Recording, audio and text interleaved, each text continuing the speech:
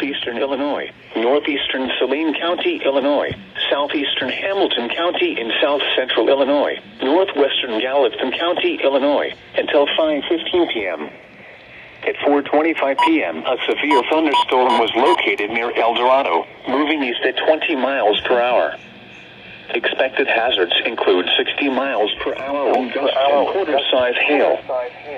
Severe weather has been reported by the public. Reported quarter-size hail near Galatia at 4:19 p.m.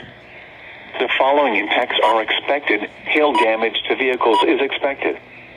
Expect wind damage to roofs, siding, and trees. Locations impacted include Harrisburg, El Dorado, Ridgeway, Equality, Raleigh, Omaha, Broughton, Junction, and Muddy. Repeating, a severe thunderstorm warning has been issued until 5:15 p.m. for the following counties in Illinois: Gallatin, Hamilton, Saline, and White.